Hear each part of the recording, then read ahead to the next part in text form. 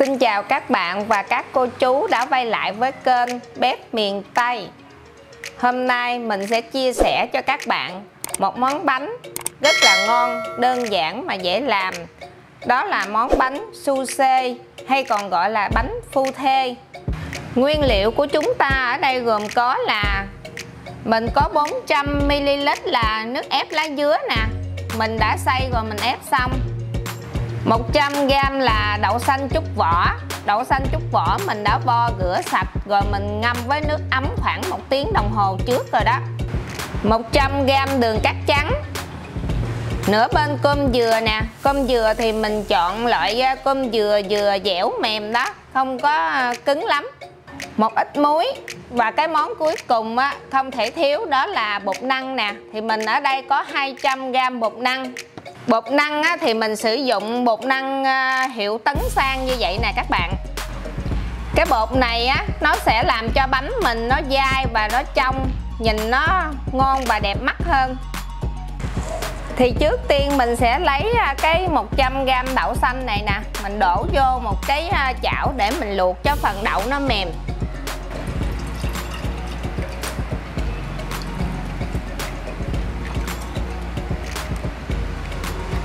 Mình đổ thêm một xíu nước lọc nè các bạn, cho cái nước nó hơi sắp khoảng 1 phần đậu 3 phần nước là được. Mình nấu với lửa vừa đó cho đến khi cái phần đậu này nó vừa chín mềm tới. Trong khi chờ đợi cái phần đậu mình nó mềm á, thì bây giờ mình sẽ pha cái phần bột.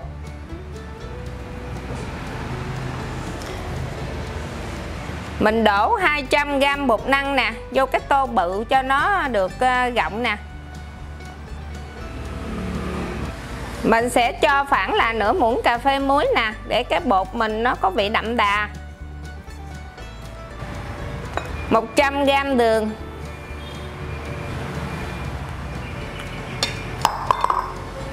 400ml nước ép lá dứa.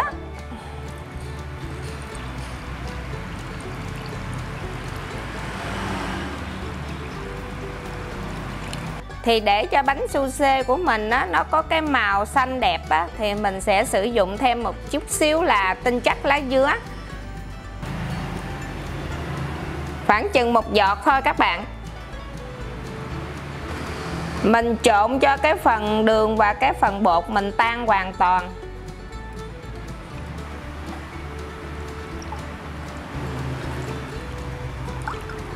Sau khi mà mình trộn cho phần đường nó tan rồi, bây giờ mình sẽ để bột nghỉ nửa tiếng đồng hồ.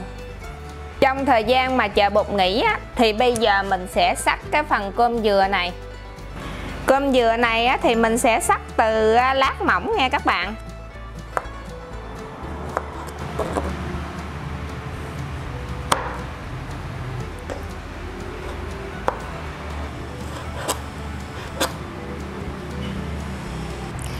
Cái phần cơm dừa sau khi mà mình đã cắt sợi xong rồi đó, bây giờ mình sẽ bỏ nửa muỗng canh đường. Bỏ vô mình ướp cái phần sợi dừa này. Quay lại với cái phần đậu xanh nãy giờ mình luộc, nó đã chín mềm rồi nè các bạn. Và nó cũng hơi khô nước rồi đó. Thì bây giờ mình sẽ bỏ 1 muỗng canh đường, 1/4 muỗng cà phê muối nè. Mình sẽ trộn và mình xào cho đến khi cái phần đậu này nó khô nước hoàn toàn. Cái nhân á, thì mình không có làm ngọt lắm, tại vì cái phần vỏ bánh nó đã ngọt rồi. Nếu mà mình làm cái nhân ngọt nữa thì ăn rất là ngán. Khi đậu mình nó đã vừa khô tới rồi nè các bạn, giờ mình sẽ bỏ thêm một chút xíu là dầu ăn vô để mình xào cái phần đậu này.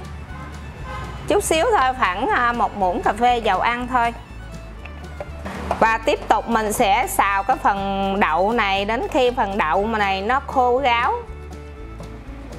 Cái phần đậu nè, sau khi mà mình sên á, cho nó vừa như vậy nè, nó đã khô nước và đậu mình nó đã dẻo mềm vậy nè, thì là được rồi đó nha. Thì mình sẽ tắt lửa và mình để cho phần đậu này nó nguội.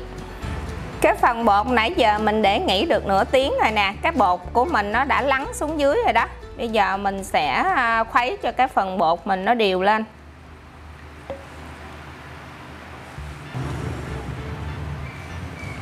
Cái phần cơm dừa nãy giờ mình ướp đường nè, nó đã trong lại rồi nè. Bây giờ mình sẽ bỏ vô cái phần bột của mình luôn.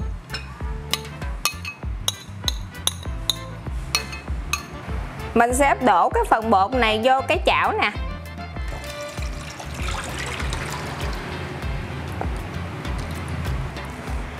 Bật lửa lên và mình sên cái phần bột này.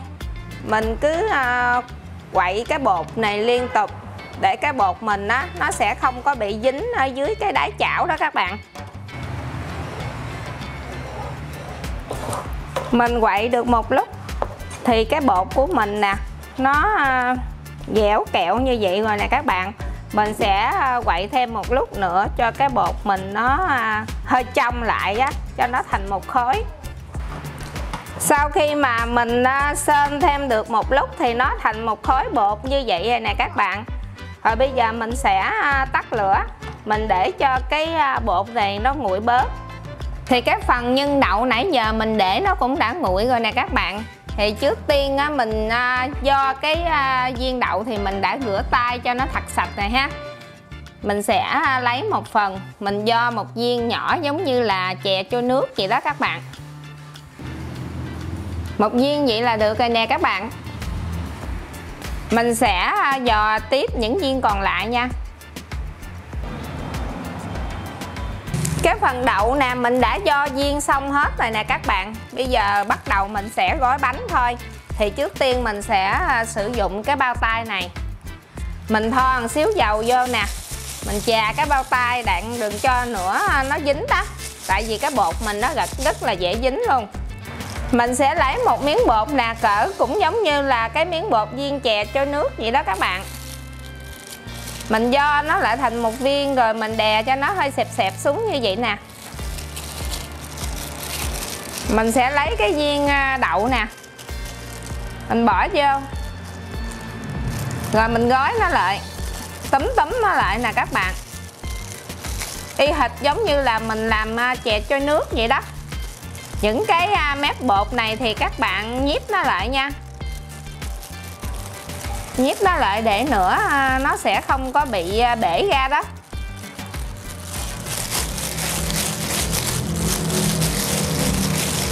Rồi mình so cho nó hơi tròn tròn như vậy nè.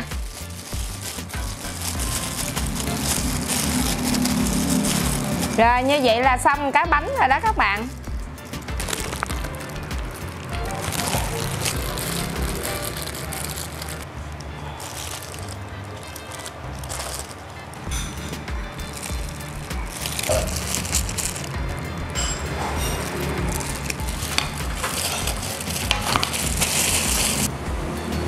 Bên đây mình đã chuẩn bị sẵn một nồi nước rồi nè. Nước sôi thì mình sẽ bỏ những cái bánh su xê của mình vô mình hấp.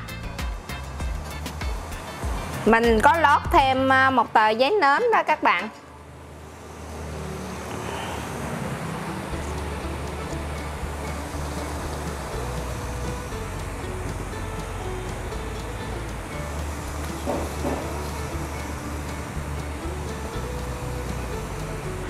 Mình dùng cái khăn nè, mình quấn cái nắp nồi lại á, để xíu mình hấp á, tránh cái phần hơi nước nó sẽ nhỏ xuống cái bánh mình á, cái bánh mình nó sẽ không được đẹp.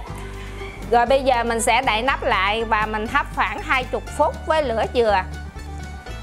Bánh mình hấp nãy giờ cũng khoảng được 20 phút rồi đó các bạn. Bây giờ bánh đã chín rồi và hồi nãy giờ mình cũng đã tắt lửa để cho nó hơi nguội nguội một xíu rồi đó. Bây giờ mình sẽ dỡ bánh ra cho các bạn xem. Bánh mình nó trong nè các bạn, bánh trong là bánh đã chín rồi. Nhìn cái màu xanh lá dứa rất là đẹp luôn. Bây giờ mình sẽ để bánh cho thiệt nguội nha. Rồi mình sẽ hấp tiếp theo những cái còn lại. Sau khi mà mình để cho bánh nó nguội rồi đó các bạn, thì bây giờ mình sẽ sử dụng cái màng bọc thực phẩm nè để mình gói cái bánh này lại. Thì trước khi gói thì mình sẽ rắc một chút xíu là mè rang rồi đó các bạn. Rồi mình sẽ úp cái bánh này lại, lấy cái phần lá chuối ra nè các bạn. Bây giờ mình sẽ gói cái bánh lại.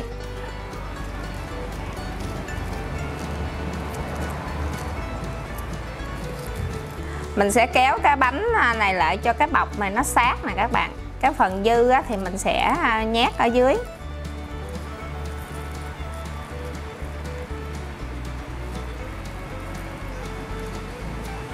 Rồi, như vậy là xong cái bánh rồi nè các bạn. Đây là thành phẩm cái món bánh phu thê của mình nè. Không phải tự nhiên mà có tên gọi là bánh phu thê đâu nha. Món bánh này tượng trưng cho sự thủy chung, son sắc của đôi vợ chồng trẻ. Vì vậy mình thường hay thấy món bánh này trong một số mâm lễ vật mà nhà trai mang sang nhà gái. Bếp miền Tây xin chúc các cô chú và các bạn thực hiện cái món bánh phu thê này thành công nha. Nếu mà thấy cách làm này hay, hãy cho mình một nút like, một đăng ký kênh và một chia sẻ cho bạn bè cùng làm nha. Bếp miền Tây xin chào tạm biệt và hẹn gặp lại các bạn vào những video tiếp theo.